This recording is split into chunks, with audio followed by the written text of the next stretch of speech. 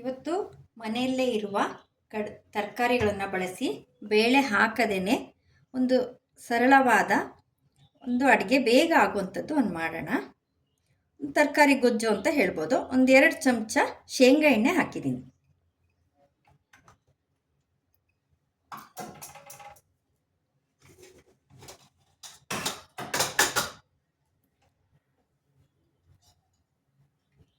ಸಾಸಿವೆ,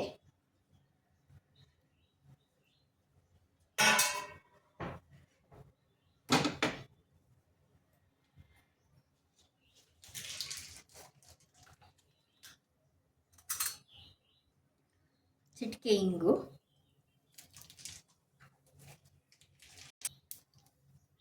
ಒಣಮೆಣಸಿನ್ಕಾಯಿ ಚೂರು, ಸ್ವಲ್ಪ ಅರಿಶಿನ.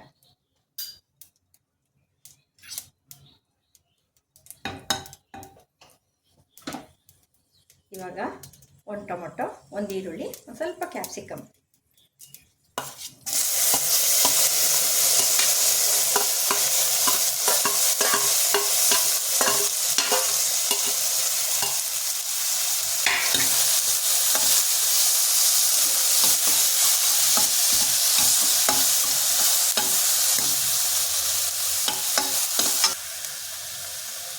ಕರಿಬೇವು,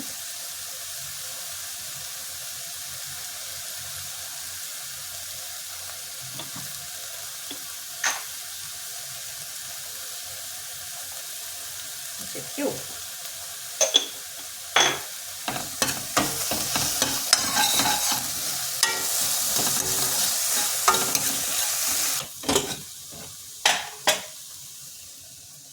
ಬೇಯಿಸಿರುವಂಥ ತರಕಾರಿಗಳು. ಇಲ್ಲಿ ನಾನು ಬೀನ್ಸು ಮತ್ತು ಆಲೂಗಡ್ಡೆ ಸ್ವಲ್ಪ ಅರ್ಧ ಇಂಚು ಸಣ್ಣ ರೀತಿ ಹೆಚ್ಕೊಂಡಿದ್ದೀನಿ.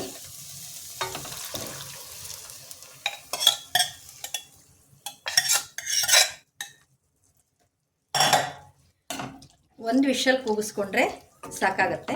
ಇದಕ್ಕೆ ಜೊತೆಗೆ ಬೇಕಾದರೆ ಕ್ಯಾರೆಟು, ಗೆಡ್ಡೆಕೋಸು, ನಿಮ್ಗೆ ಇನ್ನೇನು ತರಕಾರಿ ಬೇಕು ಅನಿಸುತ್ತೋ ಅಥವಾ ಮನೇಲಿ ಯಾವ ತರಕಾರಿ ಇದೆಯೋ ಅದನ್ನು ಬಳಸ್ಕೊಬೋದು.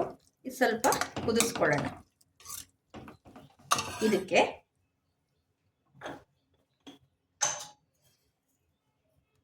ಉಪ್ಪು, ಕುದಿಯೋದ್ರಿಂದ ಕಲ್ಲುಪ್ಪು ಬಳಸ್ಬೋದು.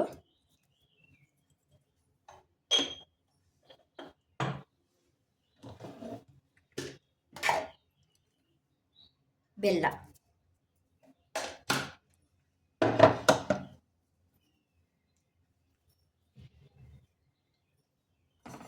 ದಿಢೀರಂತ ಈ ಗೊಜ್ಜು ಮಾಡ್ಕೊಬೋದು.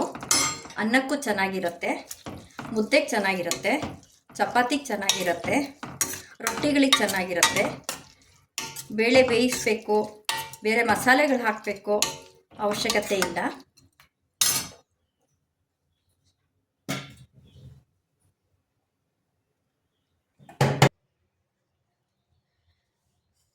ಈಗ ಮಸಾಲೆ ರುಬ್ಕೊಳ್ಳೋಣ. ಇದಕ್ಕೆ 1-2 ಚಮಚದಷ್ಟು ಹುರಿಗಡಲೆನ ಪುಡಿ ಮಾಡ್ಕೊಂಡಿದ್ದೀನಿ, ಇದೇ ತಿಕ್ನೆಸ್ಗೆ. ಜೊತೆಗೆ ಕಾಯಿ ತುರಿ ಒಂದು ಸ್ವಲ್ಪ ಸಾಕಾಗತ್ತೆ, 1-3 ಚಮಚ ಹಾಕ್ಬೋದು.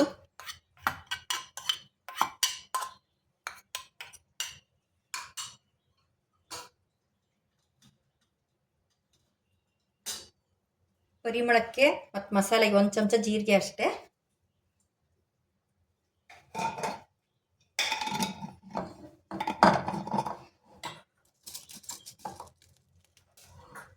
ಮೆಣಸಿನ್ಕಾಯಿ, ಇದು ಬ್ಯಾಡಗಿ ಮೆಣಸಿನ್ಕಾಯಿ, ಹಾಗಾಗಿ 1-5 ಹಾಕ್ಕೊಬೋದು.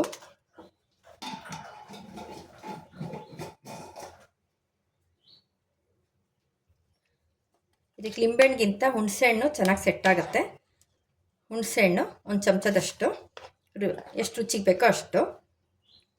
ಈ ಥರ ಹುಣಸೆಹಣ್ಣು ನೆನೆಸಿಟ್ಕೊಂಡು ಫ್ರಿಜ್ಜಲ್ಲಿ ಇಟ್ಕೊಂಡ್ರೆ 1 ವಾರ ತನಕ ಇರುತ್ತೆ, ನೆಂದಿರುತ್ತದು.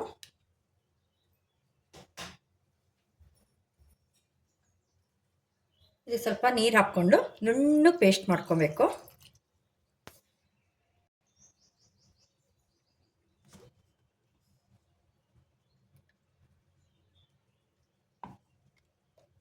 ಖಾರ ರೆಡಿಯಾಗಿದೆ, ಕುದಿಯಕ್ಕೆ ಹಾಕೋಣ. ಉಪ್ಪು ಬೆಲ್ಲ ಹಾಕಿ ತರಕಾರಿ ಕುದ್ದಿದೆ, ಇವಾಗ ಖಾರ ಹಾಕೋಣ. ಹುಳಿ ಮತ್ತು ಒಣಮೆಣಸಿನ್ಕಾಯಿ ಖಾರ ಆಯಿತು.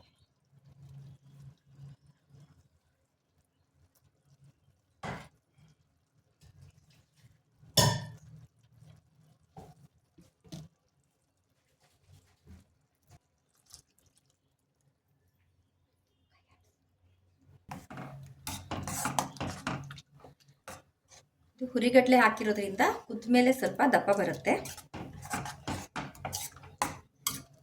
ನೋಡಿ. ಒಂದು 8 ನಿಮಿಷದಲ್ಲಿ ತರಕಾರಿ ಬೇಯಿಸ್ಕೊಂಡು ಒಂದು 8 ನಿಮಿಷದಲ್ಲಿ ಗೊಜ್ಜು ರೆಡಿ ಮಾಡ್ಬೋದು.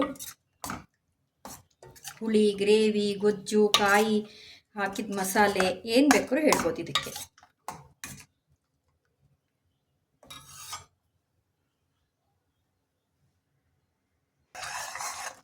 ನೋಡಿ ಕುದ್ದಿದೆ, ರೆಡಿಯಾಗಿದೆ.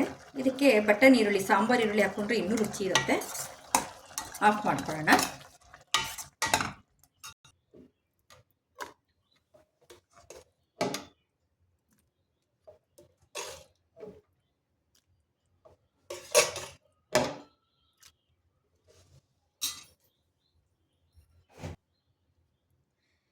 ಮಲ್ಟಿಪರ್ಪಸ್ ತರಕಾರಿ ಗೊಜ್ಜು ರೆಡಿ.